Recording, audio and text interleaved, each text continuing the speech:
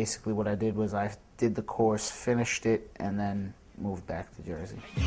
Now, and we about to leave. Make room for us. We got to breathe. I got to leave. My mark when I said it. My life's like a movie from the start to the credits.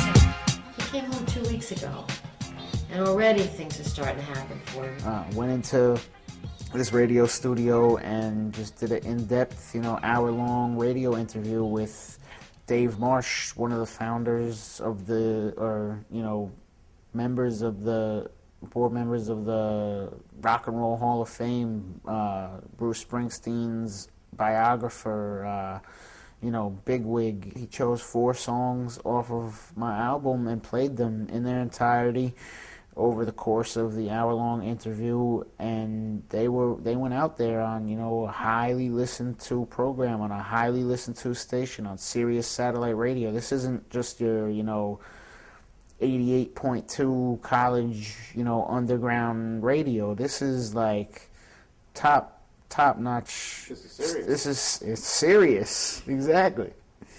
On TV was cool. I was still bald-headed and skinny, but I went on TV. There was 3 segments to the show. I was the 3rd segment, and then I performed a song at the end of the show. I contacted Bob Braun, who is a columnist for the Newark Star-Ledger.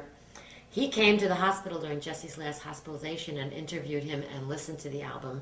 And he wrote a whole article about him. There was a front-page picture of Jesse on the New Jersey section, January 11th, which profiled him and his illness and the album that came out of it. I'd like to keep making, music that young adult cancer survivors can relate to and can, still bob their head to. My album, Cancerous Flow Lyrical Journal, I've distributed a lot of copies of it, and I think it's helped a lot of, a number of people. I gotta keep it positive, yo, and always spit it with a positive flow, I gotta keep it positive, yo.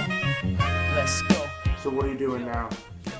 Well, right now I'm actually not earning a living. I'm doing an unpaid internship at the Knitting Factory in New York City, but I'm learning a lot about live sound engineering. I'm hoping that it leads to a job there, a paying job. He's doing the engineering, he's rapping, he's recording, so, but I think, he has so many talents that there's a lot of doors open for him. Staying positive don't mean I stay smiling. It means I haven't quit or decided I ain't trying. Well, I know he did a show out in New Jersey. I don't exactly remember where, but I know it was a Relay for Life show. Seeing him up there, seeing him rocking was, a chance for him to get it out, being able to rock for those people and getting the response he got. It brought his confidence back, or as we rappers like to call it, his swagger. He got his swag back. He got that.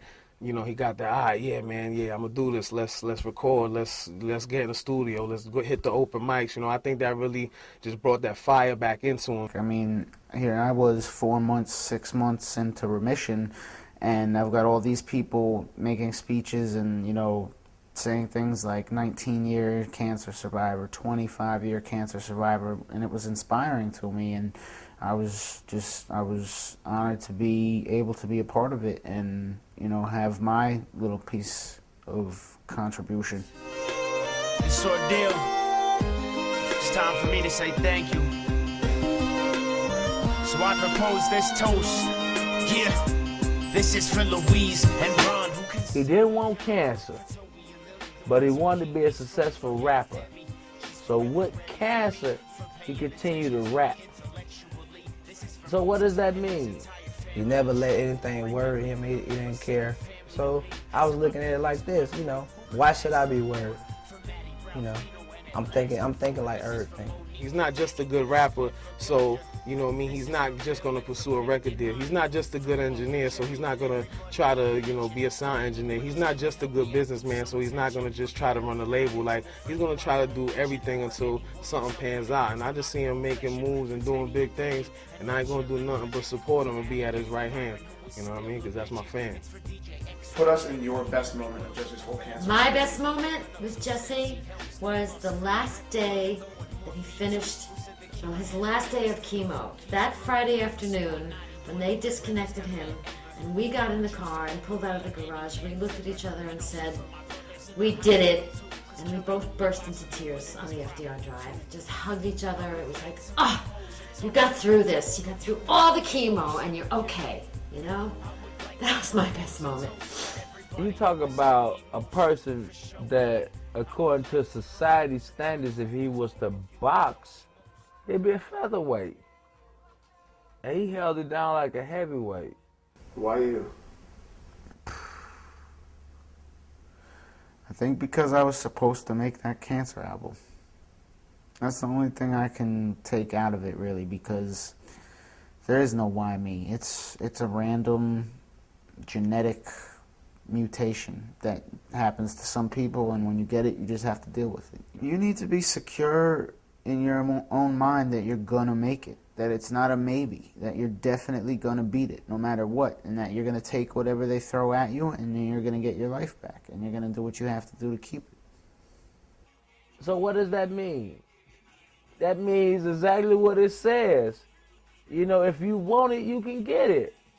You know, come on now. We ride through complexes, a speed bump. The speed bump don't say you can't come through. It says slow down and come through. You know what I'm saying? So that's all he did. He slowed down and came through.